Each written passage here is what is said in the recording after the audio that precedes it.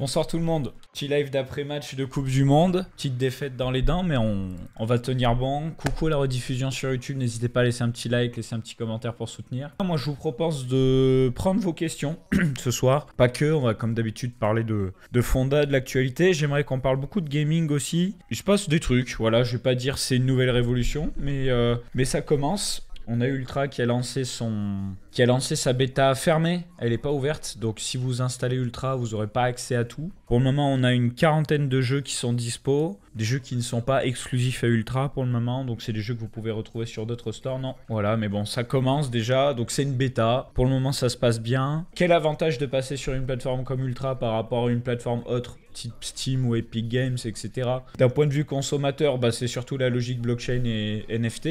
Pour le moment, on est au tout début, hein, donc si vous voulez, il y a une logique de wallet, vous pouvez payer en fiat, vous pouvez en crypto. Vous pouvez aussi revendre vos jeux, pas pour le moment, mais c'est une fonctionnalité qui arrivera. Vous avez dans le client plusieurs options qui sont proposées, donc la marketplace de NFT, il y aura bientôt une plateforme de tournoi où vous pourrez créer vos propres tournois, financer vos propres cash price en crypto. Ça c'est plutôt sympa, surtout que c'est pas limité aux jeux de la plateforme. Vous avez une plateforme de stream semi-décentralisée aussi qui est intégrée, donc ça c'est plutôt sympa. Et puis voilà, donc ça c'est pour la plateforme Ultra, c'est en bêta, c'est pas encore public. Ensuite cette semaine on a eu ce qu'ils appellent les Game Awards 2022, donc c'était une initiative de Podcast Starter. Ils sont montés à 14 000 viewers je crois sur Twitch, donc c'est quand même pas mal. Donc l'idée c'était quoi? L'idée c'était de proposer une sorte de cérémonie avec différentes catégories, donc jeu de l'année, jeu mobile de l'année, exclusivité de l'année, jeu d'aventure, jeu casual, RPG, jeu de guerre, jeu multi, jeu e-sport. J'ai tout noté. Alors le programme de ce soir, ça va pas être de vous faire un commentaire individuel sur chacun de ces jeux, on va en parler rapidement. Ce que je vous propose si vous me suivez sur Twitch, c'est que dans la semaine, on va beaucoup jouer et on va tester ces jeux Web3. Donc il y a de tout, hein.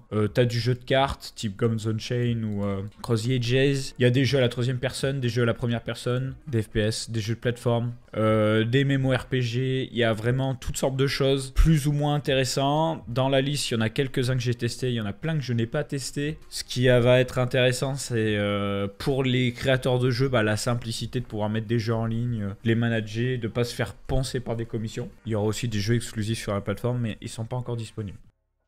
Comme d'habitude, je vous propose de faire un point rapidement sur l'actualité. Donc on a FTX qui veut vendre, plutôt le liquidateur de FTX qui veut vendre 4 entreprises. Donc il y a une première entreprise qui s'appelle LedgerX, qui est apparemment une entreprise qui n'a pas été touchée par le crash de la plateforme. Donc c'est une plateforme de dérivés. Voilà, donc l'idée c'est de pouvoir de la revendre pour récupérer du cash. Ça c'est pour la première entreprise. La deuxième entreprise, elle s'appelle Embed. Cette fois c'est pour de l'indégociation d'actions. Je connaissais pas du tout la plateforme. Pareil, ils vont essayer de vendre ça pour récupérer quelques liquidités. Il est aussi question de FTX Japan et FTX Europe. Donc ça va arriver assez rapidement, hein, si je me remets à cet article. Je suis quand même positif vis-à-vis d'un truc, c'est que les choses elles bougent énormément par rapport à cette affaire. Donc j'aurais tendance à dire que ce sera quand même plus rapide que MTGOX. Hein. Ton avis par rapport au FUD Binance? Alors le FUD Binance, il est justifié vis-à-vis de la période. Forcément, les gens sont inquiets. Il y a beaucoup de FUD. Hein. Il y a des questions qui demandent des réponses par rapport à... Apparemment, il y a des transactions qui se sont faites entre l'entité Binance US et l'entité Binance Monde. Normalement, les fonds ne devraient pas être mélangés, donc on ne sait pas trop. Il y a aussi un manque de clarté par rapport au Block Explorer. Il y a aussi le FUD vis-à-vis du fait que, bon, bah, il y a des gens qui ont tendance à cash out leur argent vis-à-vis de la plateforme Binance. Si je vais sur Nansen, je n'ai pas regardé récemment, mais 54 milliards, 55 milliards. Ils avaient 63 milliards hein, il y a quelques jours. Hein. On n'a pas tout l'historique, mais je suis sûr que quand ils ont publié le Proof of Reserve, il y en avait beaucoup plus. Cet article, on l'avait publié le 16 novembre. Ah oui, c'était il y a quand même quelques semaines. Hein. Putain, ça va vite. Hein. Voilà, il y a quelques semaines, ils avaient 63 milliards.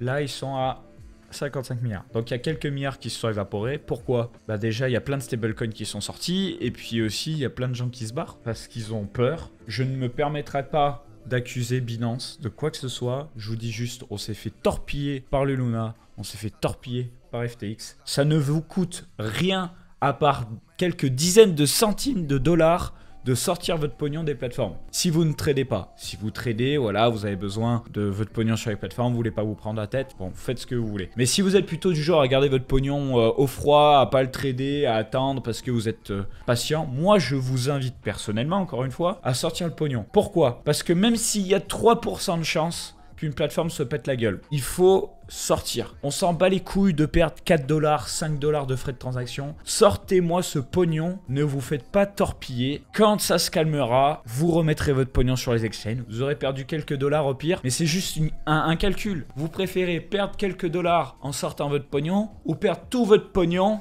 parce que ça peut potentiellement s'effondrer. Moi, je pense naïvement que Binance ne craint rien. En fait, j'ai des biais par rapport à certaines plateformes. Même Bybit, je pense que c'est ultra solide. Si je me trompe, si on se trompe, l'argent, il est perdu. Quand le Luna il s'est explosé, j'avais mon pognon sur Osmosis. J'avais pas envie de bouger mon pognon d'Osmosis à Binance parce que j'étais en mode Luna c'est trop gros, l'UST c'est trop gros. Au pire, le Luna il va crever, l'UST il va rester. Ça craint rien, patati patata. J'ai laissé mon pognon sur Osmosis. Je vais pas vous donner la somme exacte. J'ai perdu plus de 10 000 balles. Voilà. J'ai perdu plus de 10 000 balles en mai. Je vous jure que jour 3, quand ça repégait pas, j'étais au fond. J'étais vraiment au fond. Non mais je vous le dis sincèrement. Et j'y croyais pas, hein. J'étais en mode, ouais, Luna, trop fort, machin. Il faut le sauver. Stablecoin décentralisé, patati patata. Bon, voilà.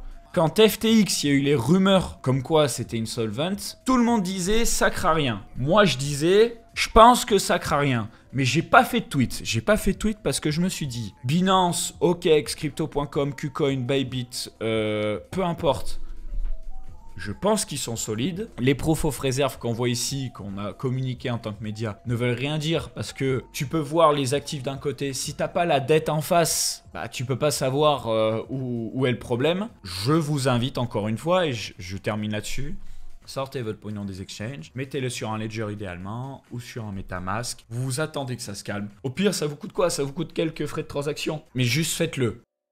Comment les entreprises de wallet gagnent-elles de l'argent? C'est une excellente question. Alors, dans le cas de MetaMask et dans le cas de beaucoup d'entreprises, en fait, bon, comment elles se financent? Elles se financent par de la levée de fonds. Si levée de fonds il peut y avoir de l'equity derrière l'entreprise du wallet, donc sinon c'est une boîte qui peut être revendue derrière. Donc si tu arrives à avoir de l'actionnariat sur l'entreprise du wallet et revendre tes actions plus chères, tu peux faire un bonus. Mais souvent c'est des entreprises où c'est juste du financement presque cadeau. Dans certains cas, comme dans le cas de Trust Wallet, tu peux avoir un jeton qui sert pas à grand chose, hein, on va pas se mentir.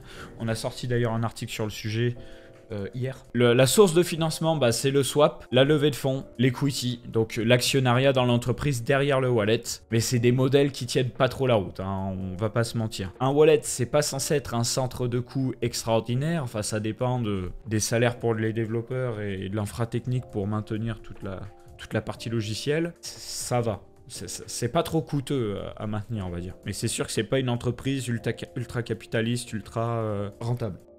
Ensuite, MetaMask X PayPal, bon voilà, c'est pour la clientèle américaine en tout cas dans un premier temps. Pour des gens qui veulent alimenter leur compte, qui veulent alimenter leur wallet MetaMask avec de l'Ether, ils vont pouvoir le faire via PayPal visiblement. Donc c'est une première coopération entre MetaMask et PayPal. Ensuite, on a SBF qui a été arrêté aux Bahamas. Donc ça c'est la première étape. La deuxième étape, c'est qu'apparemment il est ok pour être extradé aux US, donc pour rester en prison US et être jugé aux US visiblement. Ça va se faire assez rapidement. Mais j'ai pas plus de nouvelles particulières par rapport à ça. Bon, écoutez les potes, vous prenez soin de vous, on se retrouve très vite. Soyez sages.